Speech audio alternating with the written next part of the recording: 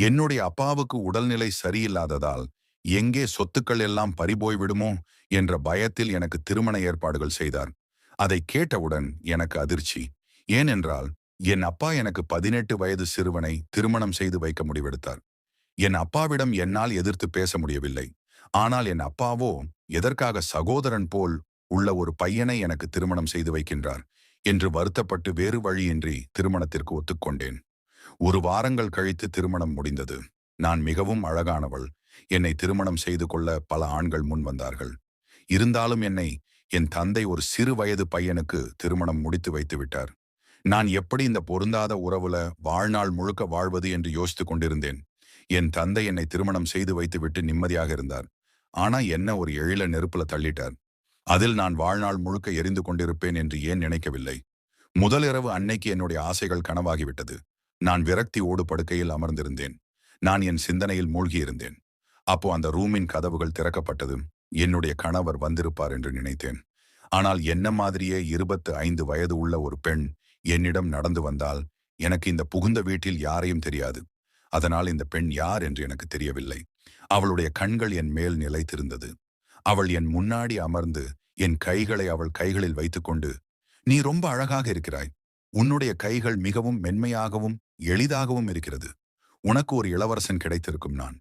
ஆனால் உன்னுடைய அப்பா, என் 18 வயது தம்பி கூட உன்னை அனுப்பி உனக்கு ஒரு பெரிய அநீதியை செய்துவிட்டார்" என்று கூறினாள். அந்த பெண்ணுடைய பேச்சை கேட்டதும் அவள் என்னுடைய நாத்தனார் என்று எனக்கு புரிந்தது. அவளுடைய ஒவ்வொரு அசைவிலும் எனக்கான அன்பு இருந்தது. அவள் பேச்சு என் கண்களை கலங்க வைத்தது. நான் எதுவுமே பேசாமல் கண்ணீர் சிந்த ஆரம்பித்தேன். அந்த பெண் என்னுடைய கண்ணீரை துடைத்துவிட்டு, "அழுவதற்கு எதுவுமே இல்லை. நான் உன்னுடன் இருக்கிறேன்" அப்படி என்று கூறினார். "என் தம்பி பெரியவன் இல்லை. ஆனாலும் அவன் உன்னை நல்லா கவனித்துக் கொள்வான். என்னுடைய அப்பாவும் உன்னுடைய அப்பாவோட நட்புக்காக இந்த உறவில் இணைத்து விட்டார். நீ சில நாட்கள் என் தம்பி கூட இந்த உறவை தொடர்ந்தால் நாங்கள் உனக்கு வேறு ஏதாவது ஒரு வழி செய்வோம். நான் இந்த பொருந்தாத உறவிலிருந்து உனக்கு விடுதலை வாங்கி தருகிறேன்" என்று கூறினாள். அந்த பெண்ணின் பேச்சை கேட்டதும் எனக்கு நம்பிக்கை வந்தது. நான் தனியா இல்லை என்று நினைத்தேன். உண்மையிலேயே இந்த உறவிலிருந்து எனக்கு விடுதலை கிடைத்தால் என்னுடைய விருப்பப்படி என் வாழ்க்கையை வாழலாம் என்று நினைத்தேன். என்னுடைய அப்பா கிட்ட எனக்கு எந்த நம்பிக்கையும் இல்லை. நான் திரும்ப அவரை பார்க்க வேண்டாம் என்று நினைத்தேன். அவள் எனக்கு ஆறுதல் கூறி சொல்லிவிட்டு போன பின்பு 18 வயது அந்த பையன் என் அறைக்கு வந்தான். ஒரே பார்வையில் அவன் என்னுடைய கணவன் என்று எனக்கு தெரிந்தது. அவனை பார்த்ததும் நான் அதிர்ச்சி அடைந்தேன். எனக்கு ஒரு சகோதரன் இருந்தால் அவனைப் போலதான் இருப்பான். நான் இப்படி செய்வதற்கு அவன் புன்னகை என்னை நோக்கி, "சந்தியா, நான் உன்னை சாப்பிடுவேன் என்று நினைக்கிறாயா? நீ என்னுடைய மனைவி, உனக்கு தெரியாதா என்ன?" என்று கூறினான். இந்த சிறுவன் வாயிலிருந்து என்னை மனைவி என்று கூற என்னுடைய மனது ஒரு விசித்திரமான அலை உருவாக ஆரம்பித்தது. ஆனால் நான் அமைதியாக இருந்தேன். இதுக்கு அப்புறமா நான் ரொம்ப சோர்வாக இருந்தேன். என்னுடைய உடைகளை மாத்திக்கிட்டு தூங்கணும் அப்படின்னு கூறினேன். அவனும் எந்த ஒரு ஆட்சேபனையும் தெரிவிக்கவில்லை. நான் வேகமாக குளியல் அறைக்குச் சென்று நான் குளியல் அறையில் குளித்துக் கொண்டிருந்தேன். அந்த நேரத்தில் என்னை யாரோ பார்ப்பது போல் தோன்றியது. நான் பயந்து விட்டேன். சுத்தி முத்தி பார்த்தபோது குளியல் அறையில் எந்த ஜன்னலும் இல்லை. அப்படி இருக்கும் பொழுது யார் என்னை பார்த்திருப்பார்? அறையிலிருந்துதான் யாரோ பார்த்திருக்க வேண்டும் என்று நினைத்து அறையை திறந்து பார்த்தேன். என்னுடைய கணவர் படுக்கையில் ஆழ்ந்த உறக்கத்தில் இருந்தார். அவர் தூங்குவதை பார்த்துவிட்டு அவர் அங்கு இல்லை என்று எனக்கு தெரிந்தது. கணவர் தூங்கும் பொழுது அறையிலிருந்து குளியல் அறைக்குள் யார் என்னை எட்டி பார்த்தது என்று நினைத்துக்கொண்டு மீண்டும் குளியல் அறைக்குள் சென்று குளித்துவிட்டு வெளியே வந்தேன். பிறகு நான் கீழே படுத்து உறங்கிவிட்டேன். ஆனால் நள்ளிரவில் எனக்கு விசித்திரமாக தோன்ற ஆரம்பித்தது. அதனால் நான் தூக்கத்திலிருந்து ஆரம்பித்தேன். அறையில் இருட்டாக இருந்ததால் எனக்கு எதுவும் புரியவில்லை. கஷ்டப்பட்டு பக்கத்து இருந்த விளக்கை போட்டேன். கட்டிலில் படுத்து உறங்கிக் கொண்டிருந்தேன். கணவரை பார்த்தேன். அவர் முன்னாடி போலவே தூங்கிக் கொண்டிருந்தார். திரும்பவும் என் மனப்பிரமையோ என்று நினைத்தேன். யாரோ என தொட முயற்சி செய்தது போல் எனக்கு தோன்றியது. இதையே நினைத்து நான் திரும்பவும் விளக்கை அணைத்துவிட்டு தூங்க ஆரம்பித்தேன். ஆனால் காலையில் நான் கண்விழித்த போது என்னுடைய தோற்றம் மிகவும் மோசமாக இருந்தது.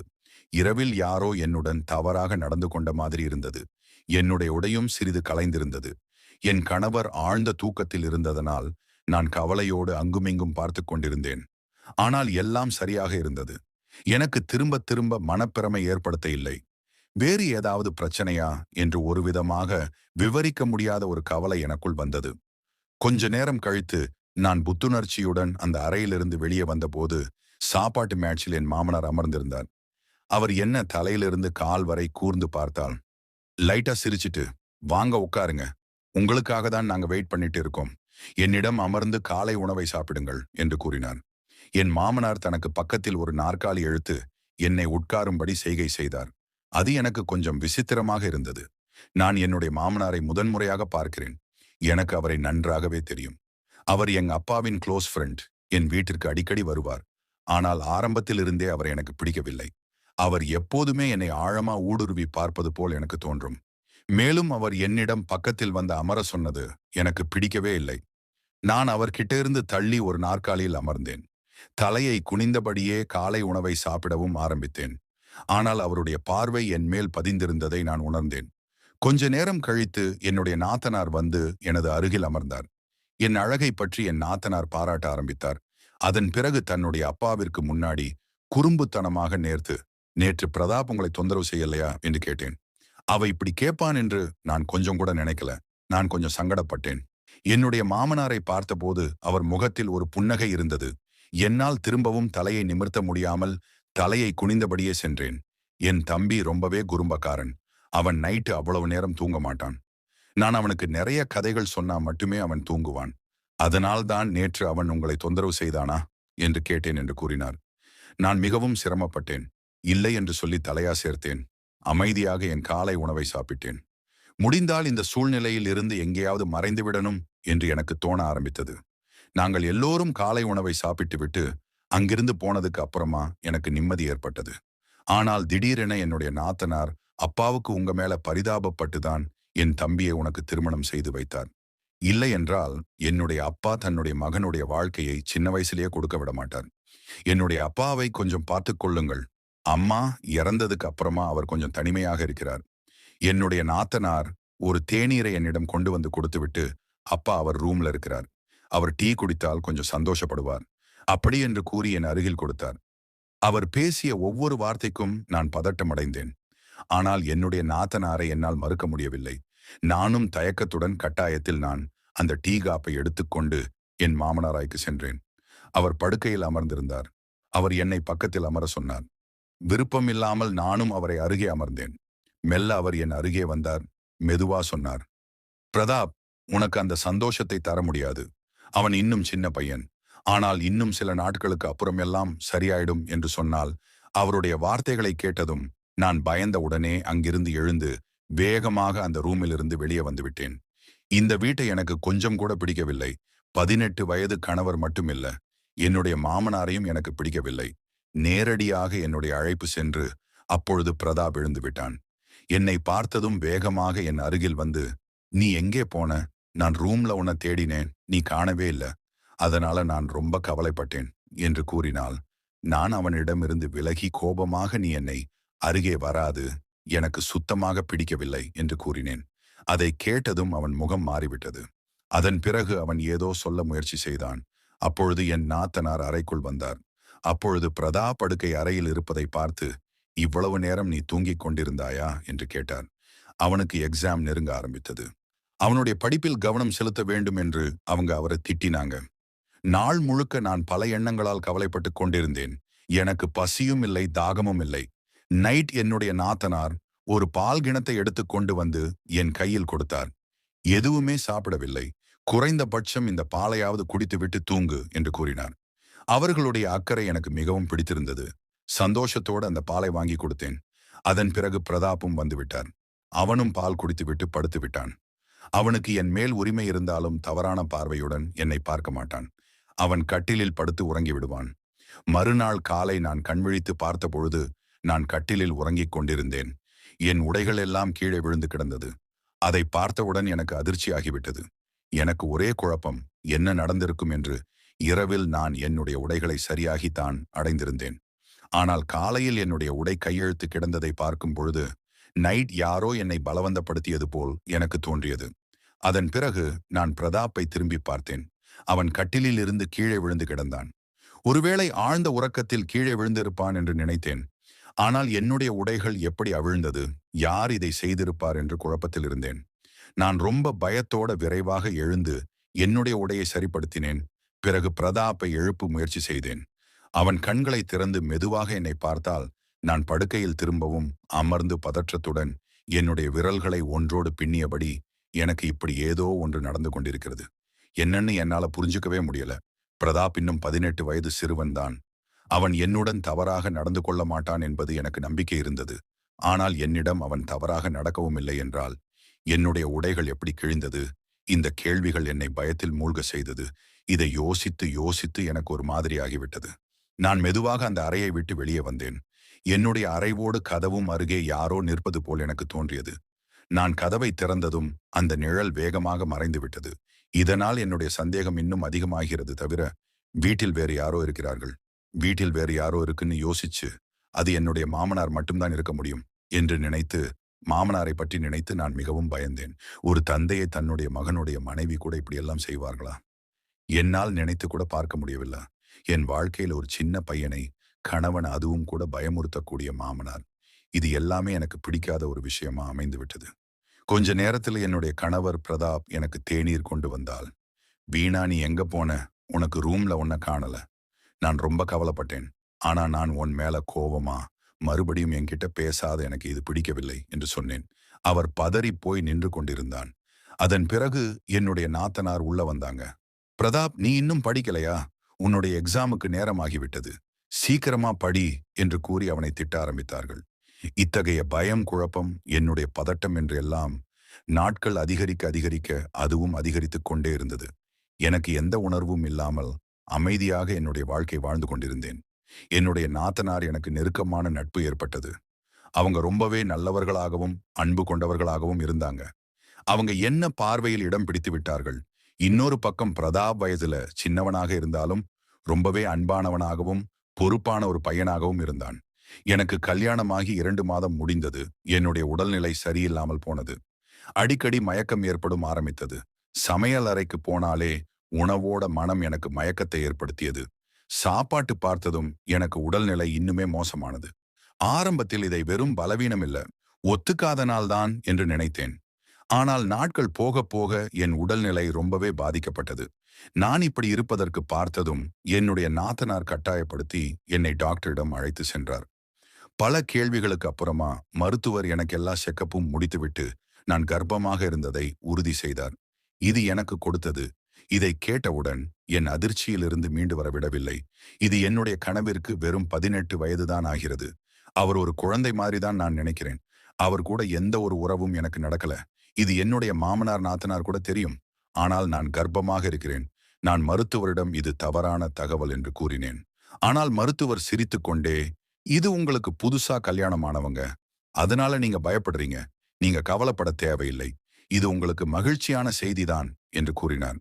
"நீங்க புதுசா கல்யாணமானவங்கன்றதுனால எதையும் யோசிக்க வேண்டாம். எல்லாருக்கும் எது எப்ப கிடைக்கும்னு இருக்கோ அது கிடைக்கும்" என்று சொல்லி டாக்டர் சில மருந்துகளை டிஸ்கிரிப்ஷன் எழுதி கொடுத்தாங்க. நான் ரொம்ப கலிங்க மனசோடு வீட்டில் வந்தேன். என்னுடைய நாத்தனார் என்னை பார்த்து ஏதோ சந்தேகத்தோடு இருந்தாங்க. அவங்க வாயை மூடிக்கொண்டு எதுவுமே பேசாமல் என்னுடன் வீட்டிற்கு வந்தால், வீட்டுக்குள்ள வந்த உடனே என்னுடைய மாமனார் நாற்காலியில் அமர்ந்திருந்தார். அவர் நாங்கள் வந்தவுடனே என் உடல்நிலையை பற்றி கேட்டால், என்னுடைய கண்களில் கண்ணீர் வலிய ஆரம்பித்தது.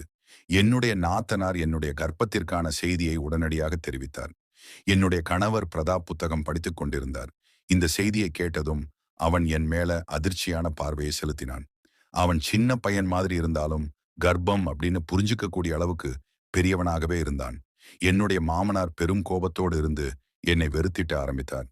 நான் உன்னை நல்ல பெண் என்று நினைத்து என் வீட்டிற்கு மருமகளாக கூட்டி வந்தேன். ஆனால் நீ என்னை ஏமாற்றி விட்டாய் என்று அவர் கூறினார். அவருடைய வார்த்தைகள் என்னுடைய மனசுக்கு நூறா உடைச்சிடுச்சு. என்னுடைய வாழ்க்கையிலேயே சந்தேகமும் அவமானமும் என்னை முழுமையாக சூழ ஆரம்பித்தது. என்னுடைய வாழ்க்கையில அவமானங்கள் ஏற்பட்டுச்சு. என்னுடைய மாமனார் கோபமாக கேட்டார், "நீ இந்த குழந்தை யாருடையது என்று, நீ யாரு கூட தவறு செய்தாய் என்று எனக்கு இதுக்கு பதில் சொல்" என்று கூப்பிட்டார். "நீங்கள் எல்லாம் ஏமாற்றிவிட்டு யாருடன் நீ குழந்தையை வாங்கி கொண்டு வந்தாய் என்று கேட்டார். எனக்கு பதில் சொல்லக்கூட அவங்க வாய்ப்பு கொடுக்கவில்லை. என்னுடைய 18 வயது கணவர் முன்னாடியே என்னை திட்டினார். அதன் பிரதாப், சந்தியா அப்படிப்பட்ட பெண் கிடையாது. நீங்கள் தவறாக புரிந்து கொண்டீர்கள் என்று கூறினார். என்னை ஆச்சரியத்தில் எழுதியது. அவன் சின்ன பையனா இருந்தாலும் அவன் என்ன பார்த்துக்கிட்டு எனக்காக எதிர்த்து அவன் தந்தையிடம் பேசினான். ஆனா நான் ஒருபோதும் அவனை முழுமையாக என்னுடைய கணவனாக ஏற்றுக்கொள்ளவில்லை. பிரதாப்போட பதிலுக்கு அவனுடைய தந்தை கோபமாக கேட்டார். அப்போ இந்த குழந்தை உன்னோடதா என்று இந்த கேள்வியை கேட்டதுமே பிரதாப் மௌனமாகி விட்டான். இதை பார்த்த மாமனார் கோபத்தில் அந்த ரூமில் நடந்து கொண்டே திடீரென்று ஒரு கொடூரமான முடிவெடுத்தார்.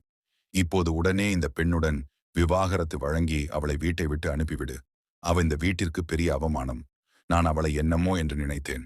ஆனால் அவர் ஒரு தவறான பெண்ணாக இருக்கிறாள். அப்படி என்ற வார்த்தையை கேட்டதுமே நான் அழ ஆரம்பித்தேன். என்னுடைய உடல் நடுங்க ஆரம்பித்தது. அப்ப என்னுடைய நாத்தனார் நடந்த உண்மை எல்லாத்தையும் கூறினார். அவ அழுகையுடன் கூறினான், நான் ஒருத்தரை விரும்பினேன். அவர் என்னை சந்திக்க அடிக்கடி வீட்டிற்கு வருவார். அவனுக்கு நான் வீட்டோட அனைத்து சாவிகளையும் கொடுத்தேன். ஆனால் என்னுடைய தம்பியோட கல்யாணத்தப்போ அவன் சந்தியாவை பார்த்தான். அவனுடைய அழகை பார்த்து அவன் வெறித்தனமாக அவளை விரும்பினான். திருமணமான அன்று இந்த வீடியோவோட சாவியை பயன்படுத்தி அவன் அறைக்குள் சந்தியாவை பார்க்க நுழைந்தான்.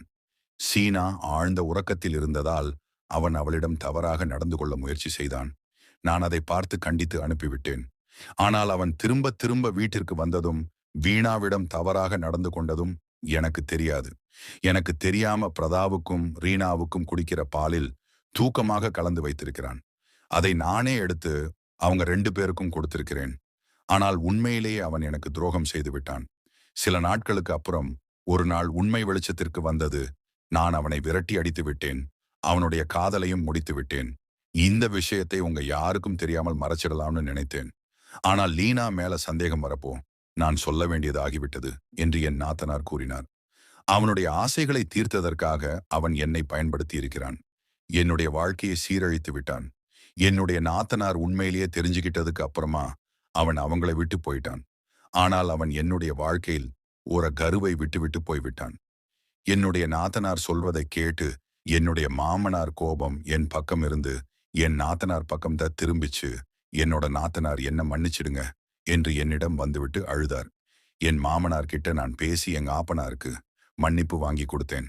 பிரதாப் ஆதரவுக்கு நான் எப்பொழுதும். என் பெயர் திவ்யா. நான் பெங்களூரில் வாழ்ந்து வருகிறேன். எனக்கு அப்பா இல்லை, அம்மா மட்டுமே. எனது அம்மா மிகவும் கஷ்டப்பட்டு என்னை படிக்க வைத்தார். நானும் நன்றாக படித்தேன். எனது அம்மாவிற்கு எனக்கு திருமணம் செய்து வைக்க வேண்டும் என்ற ஆசை வந்தது. எனது அம்மா என் மேல் அதிகமாக பாசம் வைத்திருக்கிறாள். நான் எது செய்தாலும் சரியாக இருக்கும் என்ற நம்பிக்கையும் என் அம்மாவுக்கு இருந்தது. அதனால் எனது அம்மாவிடம் நான் சொன்னேன், நான் 2 வருடங்கள் வேலைக்கு செல்கிறேன். ஏனென்றால் நான் படித்த படிப்பு வீணாகிவிடக்கூடாது என்பதற்காக. பின்பு நீங்கள் பார்க்கும் மாப்பிள்ளையை திருமணம் செய்து கொள்கிறேன் என்றேன். எனது அம்மாவும் அதற்கு ஒப்புக்கொண்டாள். எனக்கு ஒரு பெரிய நிறுவனத்தில் வேலைக்கு முயற்சி செய்தேன். அதிர்ஷ்டவசமாக அந்த வேலை எனக்கு கிடைத்தது. நல்ல சம்பளமும் எனக்கு கிடைத்தது. வாழ்க்கையும் மிகவும் சந்தோஷமாக சென்றது. அந்த நிறுவனத்தில் உள்ள முதலாளியின் பெயர் தினேஷ். அவரை பார்ப்பதற்கு மிகவும் அழகாக இருப்பார். அவருக்கு வயது 27 இருக்கும். அவருக்கு இன்னும் திருமணமாகவில்லை. அனைவரிடமும் நல்ல விதமாக நடந்து கொள்வார். அவரை பார்த்தாலே அலுவலகத்தில் உள்ள பெண்கள் அனைவரும் அவரை அடைவதற்கு முயற்சி செய்வார்கள். இவரை போல கணவர் கிடைக்க வேண்டும் என பேசுவார்கள். ஆனால் அவர் யாரிடமும் சரியாக பேசுவது கிடையாது. மற்ற பெண்களை பார்த்தால் ஒதுங்கி செல்வார்.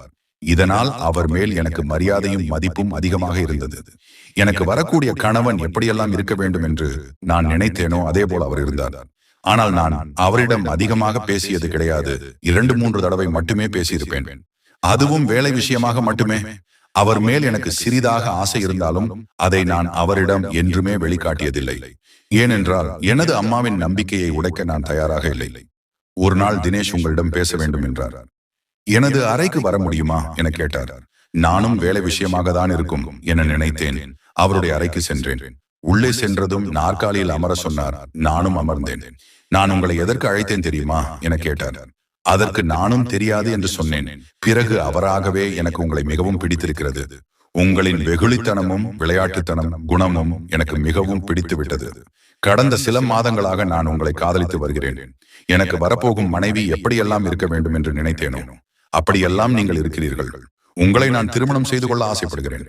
உங்களுடைய விருப்பத்தை யோசித்து சொல்லுங்கள் என்றார். இதை கேட்டவுடன் எனக்கு மிகவும் சந்தோஷமாக இருந்தது. ஏனென்றால் நானும் அவர் மேல் ஆசைப்பட்டேன். பிறகு அவரிடம் எனது அம்மாவிடம் கேட்டு சொல்கிறேன் என்று கூறிவிட்டு வந்தேன். அம்மாவிடமும் கேட்டு சொல்கிறேன் என்று சொன்னதும் அவர் சற்று பயந்து போனார். ஏனென்றால் தினேஷ் ஒரு பெரிய பணக்காரர். அவருக்கு மனைவியாகும் தகுதி உனக்கு உள்ளதா என யோசித்துக்கொள் என்றார். இதை கேட்டதும் எனக்கு சற்று பதட்டமாக இருந்தது. அம்மாவும் சம்மதித்து விட்டார். என்றால் அம்மாவுக்கு தெரியும் நான் எதை செய்தாலும் சரியாக இருக்கும் என்று. எனக்குள்ளேயே ஏதோ ஒரு யோசனை தோன்றியது. இவ்வளவு பெரிய பணக்காரர் எப்படி நம்மை திருமணம் செய்து கொள்ளப் போகிறார் என்று. மறுநாள் அலுவலகத்தில் என்னை அழைத்த தினேஷ், என்ன முடிவெடுத்திருக்கிற என கேட்டார். நானும் எனது அம்மா கூறியதை சொன்னேன். அதற்கு அவர் சிரித்து விட்டார். பின்பு அவர் என்னிடம், பணம் அளவுக்கு அதிகமாகவே உள்ளது. நான் பணக்கார பெண்ணை பார்த்து திருமணம் செய்ய வேண்டிய அவசியமல்லை. எனக்கு தேவை உண்மையான அன்பு மட்டுமே என்று கூறினார். அது உங்களிடம் கிடைக்கும் என நம்புகிறேன். என்னை திருமணம் செய்து கொள்ள உங்களுக்கு சம்மதம் தானே என கேட்டார். நானும் சரி என்று சொன்னேன். அவர் அப்படி என்றால் நான் எனது வீட்டில் கலந்து பேசிவிட்டு உங்களது வீட்டிற்கு பெண் கேட்க வருகிறோம் என்று கூறினார். நான் சரி என்று அம்மாவிடம் விஷயத்தை சொன்னேன். எனது அம்மாவும் சந்தோஷப்பட்டார். 2 நாட்கள் கழித்து என்னை அழைத்த தினேஷ் எனது வீட்டில் நம்முடைய திருமணத்திற்கு மறுத்து விட்டார்கள். நீங்கள் ஒன்றும் கவலைப்பட வேண்டாம், நான் எப்படியாவது அவர்களை சம்மதிக்க வைத்து விடுகிறேன் என்றார். தினேஷுக்கு ஒரு தம்பியின் ஒரு தங்கையும் இருந்தார்கள். அவரும் அவரது அப்பாவிடம் திருமணம் செய்து கொண்டால் திவ்யாவை தான் திருமணம் செய்து கொள்வேன், இல்லை என்றால் கடைசி வரை திருமணம் செய்து கொள்ள மாட்டேன், இப்படி இருந்து விடுவேன் என மிரட்டி அவரை சம்மதிக்க வைத்தார். வேறு வழியில்லாமல் அவரது அப்பாவும் சம்மதித்தார். பிறகு அனைவரும் சேர்ந்து எனது வீட்டிற்கு பெண் கேட்டு வந்து அடுத்த 2 மாதங்களிலேயே திருமணமும் மிகச் சிறப்பாக நடந்து முடிந்தது. எங்கள் திருமணம் முடிந்தது. ஆனால் எனது மாமியாருக்கு பிடிக்கவில்லை. அவரும் என்னிடம் சரியாக பேசவில்லை. முதல் இரவு தினேஷ் எனக்கு விலை உயர்ந்த நெக்லஸ் ஒன்றை பரிசளித்தார். அதை கொடுத்துவிட்டு எனது அம்மாவும் சகோதர சகோதரிகளும் மிகவும் அன்பானவர்கள், எது நடந்தாலும் அவர்களிடம் அனுசரித்து போ, அவர்கள் கோபமாக பேசினாலும் பெரிதாக எடுத்துக் கொள்ளாதே என அறிவுரை கூறினார். நானும் அவர்களிடம் அதை பற்றி கவலைப்படாதீர்கள், நான் பார்த்துக் கொள்கிறேன் என்று கூறினேன். என்று அன்றிரவு மிகவும் சந்தோஷமாக முதல் இரவில் நடந்து முடிந்தது. மறுநாள் மாமியாரிடம் நான் எதுவும் வேலை பார்க்க வேண்டுமா என கேட்க, அவரோ வீட்டு வேலைகளை பார்ப்பதற்கு வேலையாட்கள் உள்ளனர், நாங்கள் தேனிலவுக்கு வெளிநாடுகளுக்கு சென்று வந்தோம். இப்பொழுது மாமியாரின் கோபம் முற்றிலுமாக மறைந்து போனது. அவர் என்னிடம் அன்பாக நடந்து கொள்ள ஆரம்பித்தார். குடும்பத்தில் உள்ள அனைவரும் பாசமாகவும் பழகினார்கள். வாழ்க்கை மிகவும் சந்தோஷமாக சென்றது. ஆனால் இந்த சந்தோஷம் சில மாதங்கள் கூட நீடிக்கவில்லை. திடீரென ஒரு நாள் எனது கணவருக்கு மிகவும் உடல்நிலை சரியில்லாமல் போனது. எனது மாமியார் அவரை மருத்துவமனைக்கு அழைத்துச் சென்றார். பின்பு இப்பொழுதெல்லாம் கணவருக்கு அடிக்கடி உடல்நிலை சரியில்லாமல் போனது. மாமியார் தான் அவரை மருத்துவமனைக்கு அழைத்துச் செல்வார். நான் வருவதாக கூறினாலும் மறுத்து விடுவார். எனது கணவரும் எனக்கும் சற்று உடல்நிலை சரியில்லாமல் உள்ளது, நீ போய் அலுவலகத்தை கவனித்துக் கொள் என என்னை அனுப்பி வைத்தார். நானும் அலுவலகம் சென்று பணிகளை கவனித்து வந்தேன். ஒரு நாள் அலுவலகத்தில் இருக்கும் பொழுது உனது கணவருக்கு அதிகமாக உடல்நிலை சரியில்லாமல் போய்விட்டது, அவரை மருத்துவமனையில் சேர்த்திருக்கின்றோம், உன்னை காண வேண்டும் என மாமியார் என்னை தொலைபேசியில் தொடர்பு கொண்டு கூறினார். நானும் பதட்டமடைந்து மருத்துவமனைக்கு சென்றேன்.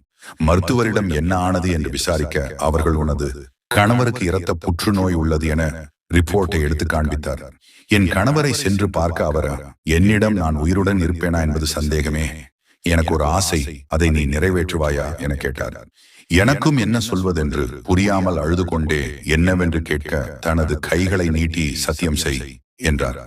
நானும் அவரின் கை மேல் கை வைத்து கூறுங்கள் என்று நான் இறந்த பிறகு எனது சகோதரனை நீ திருமணம் செய்து கொள்ள வேண்டும் என்றார்.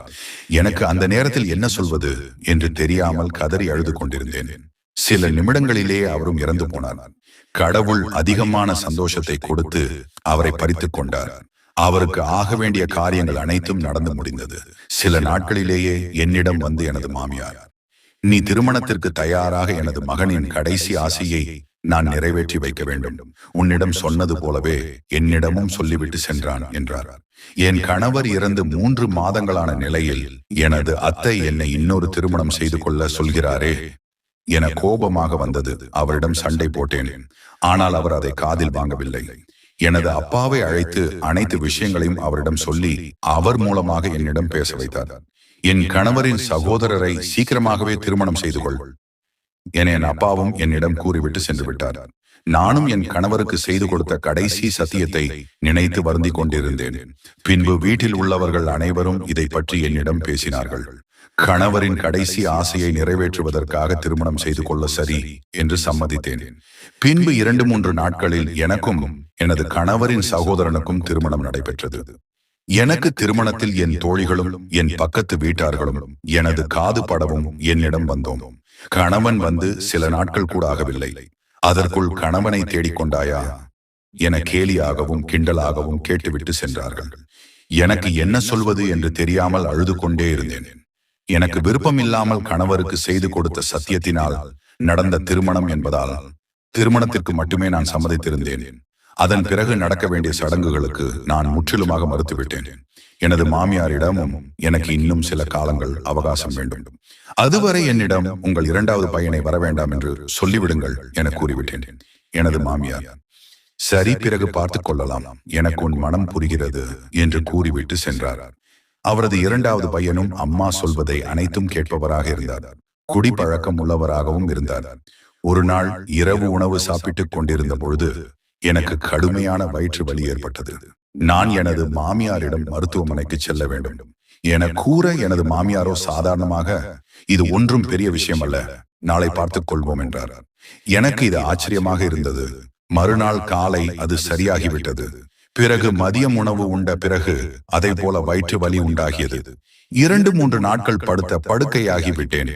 அந்த நாட்களில் அலுவலகத்தில் சில இடங்களில் கையெழுத்து இட வேண்டும் என கூறி சிலர் பேப்பர்களில் கையெழுத்து வாங்கி சென்றார்கள். எனது இரண்டாவது கணவர் சில செக்குகளிலும் கையெழுத்து வாங்கி சென்றார். எங்கள் வீட்டில் எனக்கு பிடித்த ஒரு வேலைக்காரி இருந்தார். அவரிடம் நான் எப்பொழுதும் அன்பாக நடந்து கொள்வேன். அவர் என் மேல் பாவப்பட்டு என்னிடம் எதுவாக வந்து, அம்மா, உங்கள் முதல் கணவருக்கு கலந்து கொடுத்ததை போலவே உங்களுக்கும் சாப்பாட்டில் எதையோ உங்களது மாமியார் கலந்து கொடுக்கிறார் என சொல்லிவிட்டு சென்றார். எனக்கு அவர் கூறியது அதிர்ச்சியாக இருந்தது. அவள் கூறியதை என்னால் நம்பாமல் இருக்க முடியவில்லை. எனக்கு உடல்நிலை சற்று சீராகி மாமியாரை கவனிக்க ஆரம்பித்தேன். ஒரு நாள் மாமியாரும் எனது இரண்டாவது கணவரும் பேசிக் கொண்டிருந்தார். என்ன பேசுகிறார்கள் என்று மறைமுகமாக ஒட்டி கேட்டேன். எனது மாமியார், தினேஷ் இன்னும் உயிரோடு இருந்திருந்தால் சில காரியங்களை நாம் சாதித்து இருக்கலாம், பாவம் அல்பாய்ஸில் சென்று விட்டான் என கூறிக்கொண்டிருந்தார். எனக்கு இப்பொழுது உறுதியாகிவிட்டது. எனது கணவர் தினேஷ் இவர்கள் ஏதோ செய்து விட்டார்கள் என தோன்றியது. இவர்கள் என்ன செய்தார்கள் என தெரிந்து கொள்ள வேண்டும் என தோன்றியது. எனது இரண்டாவது கணவர் மேல் அன்பாக நடந்து கொள்வது போல நடிக்க ஆரம்பித்தேன். ஏனென்றால் இவர்கள் என் தினேஷை என்னதான் செய்தார்கள் என்பதை அறிவதற்காக அதன்படி அவரிடம் அன்பாக பேசி ஒரு நாள் எனது அறைக்கு அழைத்தேன். அவருக்கு அளவுக்கு அதிகமாக மது ஊற்றி கொடுத்தேன். பின்பு அவரிடம், நான் உங்களை தான் முதலில் திருமணம் செய்திருக்க வேண்டும், ஆனால் தெரியாமல் நான் தினேஷை திருமணம் செய்து கொண்டேன், அவரும் பாவம் பாதியிலேயே சென்று விட்டார் என கூறினேன். அதற்கு எனது இரண்டாவது கணவன் சிரிக்க ஆரம்பித்தார். அவனாக செல்லவில்லை, நாங்கள் தான் அனுப்பி வைத்தோம் என்றால் எனக்கு அதிர்ச்சியாக இருந்தாலும் அதை காட்டி கிடையாது. எனது அண்ணன் கிடையாது, எனது அம்மாவின் அண்ணன் மகன். அம்மாவின் அண்ணன் பெரும் பணக்கார, அனைத்து சொத்துக்களையும் தினசரி பேரில் எழுதி வைத்திருந்தார். ஒரு விபத்தில் தினேஷின் அம்மா அப்பா இறந்துவிட தினேஷை கவனித்துக் கொள்ளும் பொறுப்பு எனது அம்மாவிடம் வந்தது. அவனை அழைத்து சொத்துக்களும் அவனது பேரிலேயே இருந்தது. அவனது 18 வயது முடியும் முன்னர் அவனுக்கு இல்லை. ஏதாவது ஆனால் அனைத்து சொத்துக்களும் அனாதை ஆசிரமத்திற்கு சென்றுவிடும். அதனால் அவனை தனது சொந்த மகனைப் போல பார்த்து கொண்டார். திடீரென ஒரு நாள் உன்னை திருமணம் செய்து கொள்வதாக எனது அம்மாவிடம் கூறினான். அப்பொழுது எனது அம்மா அனைத்து உண்மைகளையும் சொல்லி எனது சகோதரியை திருமணம் செய்து கொள்ளும்படி கேட்டார். அவனும் இதனால் வரை அவை தங்கையாகவே பார்த்து வருகிறேன், அது என்னால் முடியாது என மறுத்துவிட்டான். எனது அம்மாவிற்கும் அவன் மேல் கோபம் தீரவில்லை. இது போதாது என்று தினேஷ் உன்னை கல்யாணம் செய்து கொண்ட பிறகு அனைத்து சொத்துக்களையும் உன் பேரில் மாற்றி எழுதி வைத்து விட்டான். இதனால் எனது அம்மாவிற்கு அவன் மேல் கோபம் அதிகமானது. அவன் சாப்பிடும் உணவில் சிறிது சிறிதாக விஷம் கலந்து கொடுக்க ஆரம்பித்தாள். மருத்துவமனைக்கு சென்று மருத்துவரிடமும் பணம் கொடுத்து மருத்துவரை இரத்த புற்றுநோய் உள்ளதாக மாற்றி எழுத வைத்தார். பிறகு தினேஷிடம், உனது மனைவி வேறு எங்காவது திருமணம் செய்து கொண்டால் அவள் மிகவும் கஷ்டப்படுவாள், அதனால் எனது மகனுக்கு திருமணம் செய்து வை, நான் நன்றாக பார்த்துக் கொள்கிறேன் என வற்புறுத்தினார். அவனும் முதலில் முடியாது என மறுத்துவிட்டான். பிறகு அவனிடம் பேசி அவனை சம்மதிக்க வைத்தார். என்னை நீ திருமணம் செய்து கொண்டால் அனைத்து சொத்துக்களையும் எனது பெயர் மாற்றிக்கொள்ளலாம் என்ற எண்ணம் எனது அம்மாவிற்கு இருந்தது. இதை பற்றி என்னிடம் கூற நானும் சம்மதித்தேன். அதன்படி அலுவலகத்தில் வேலை இருப்பதாக கூறி எங்களுக்கு தேவையான பணத்தை எடுத்துக்கொண்டோம். இப்பொழுது உனக்கும் விஷம் கலந்த உணவை எனது அம்மா கொடுக்க ஆரம்பித்துள்ளார். நீயும் என்ன சில நாட்களில் இருந்து விடுவாய், அதன் பிறகு அனைத்து சொத்துக்களும் எங்களுக்கே சேரும் என சிரித்துக் கொண்டே கூறிக்கொண்டிருந்தவன் போதை அதிகமாகி மயக்கம் அடைந்தான். இதை அனைத்தையும் நான் எனது தொலைபேசியில் அவருக்கு தெரியாமல் பதிவு செய்து வைத்துக் கொண்டேன். காலை விடிந்ததும் முதல் வேளையாக காவல் நிலையத்திற்கு சென்று அனைத்து சாட்சிகளையும் காண்பித்தேன். அவர்கள் மேல் புகார் அளித்தேன். காவல்துறையும் அவர்களை கைது செய்து கொண்டு சென்றனர். பிறகு அவர்கள் மேல் நீதிமன்றத்திலும் வழக்கு நடைபெற்றது. ஆயுள் தண்டனை விதிக்கப்பட்ட நானும் இப்பொழுது வேறு திருமணத்தை பற்றி யோசிக்கவில்லை. என்னிடம் உள்ள அனைத்து சத்துக்களையும் விற்று எனது கணவரின் பேரில் புற்றுநோய்க்கான இலவச மருத்துவமனையை நடத்தி வருகிறேன்.